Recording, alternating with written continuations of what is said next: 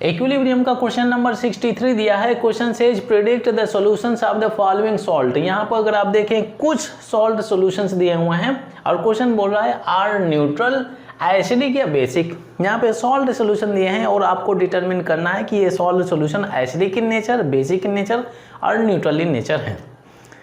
तो जब कभी भी आपको एसिडिक, बेसिक या न्यूट्रल करेक्टर निकालना है किसका, सॉल्ट का, तो आप सॉल्ट हाइड्रोलाइसिस करिए। सॉल्ट को लीजिए, वाटर में डाल दीजिए। जब सॉल्ट हाइड्रोलाइसिस करेंगे तो ये mixture of acid and base produce करेगा।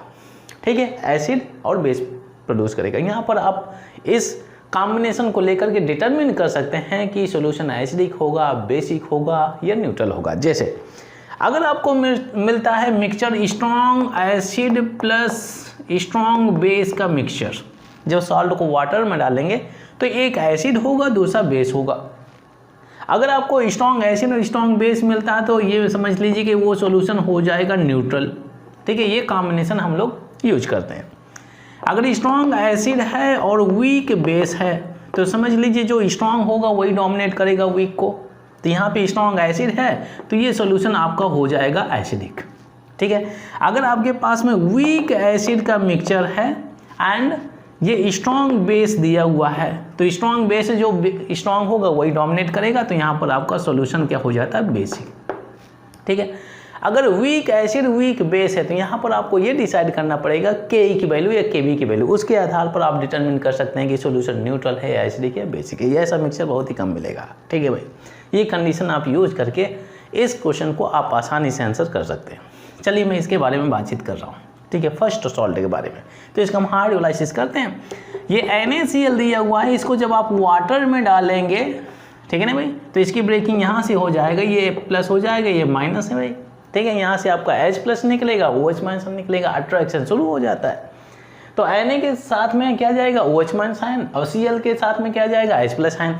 तो यहाँ से आपको मिल जाएगा NaOH स्ट्रॉन्ग बेस प्लस, और यहाँ से आपको मिल जाएगा HCl। ये स्ट्रॉन्ग बेस हो गया और ये स्ट्रॉन्ग एसिड हो गया। स्ट्रॉन्ग एसिड स्ट्रॉन्ग बेस का मिक्सचर न्यूट्रल हो जाता है। मान लिया जाए कि ये हो गया आपका, यहाँ से न्यूट्रल सोल्यूशन मिल गया। ये जो आपका सॉल्ट सोल्यूशन है न्यूट्रल मीडियम में चला जाएगा, क्योंकि combination of strong base and strong acid मिल रहा है। अच्छा, मैं दूसरे के बारे में बातचीत कर रहा हूँ। यहाँ पर जो KBr है, KBr को जब आप वाटर में डालेंगे, ठीक है ना भाई, इसको आप इक्विलिब्रियम स्टेट भी शो कर सकते हैं। सॉल्ट हाइड्रोलाइसिस हो रहा है भाई, ये रिएक्शन रिवर्सिबल भी है। ये दोनों कंबाइन होकर के एसिड बेस की रिएक्शन होती है तो सॉल्ट एंड वाटर बनता है।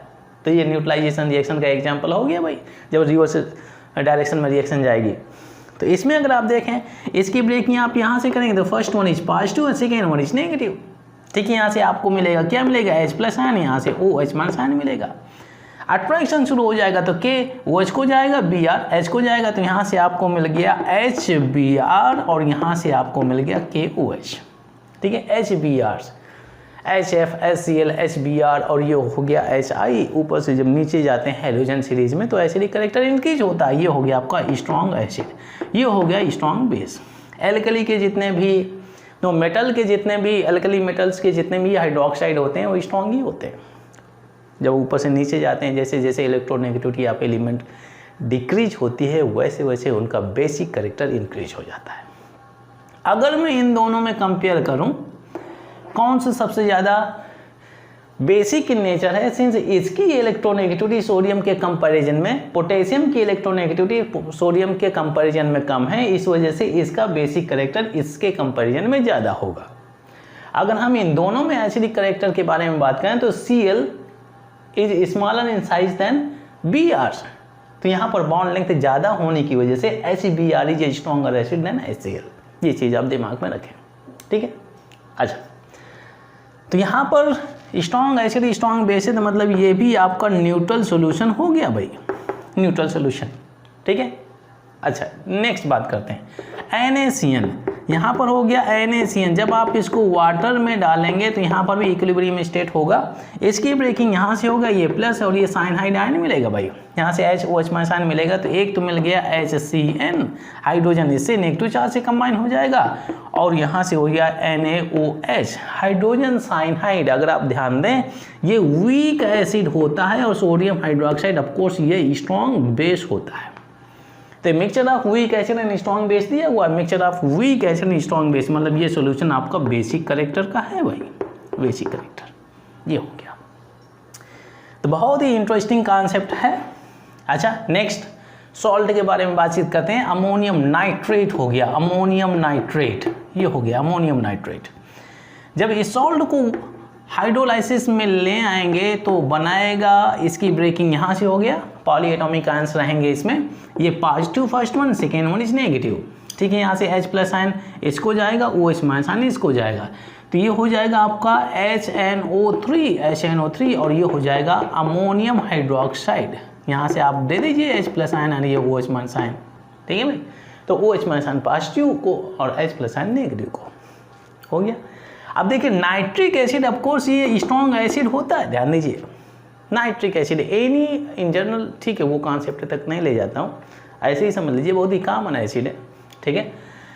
अमोनियम हाइड्रोक्साइड आपका ये वीक बेस होता है, वीक बेस, ठीक है ना भाई। Ammonium hydroxide common ion effect के बारे में आप लोगों ने इक्विलिब्रियम के चैप्टर में पढ़ा होगा, वहाँ पर कुछ कॉमन आयन से रिलेटेड कुछ एग्जांपल्स दिए हैं, तो वहाँ पर ammonium hydroxide as a weak base लिया जाता है, वीक इलेक्ट्रोलाइट लिया जाता है।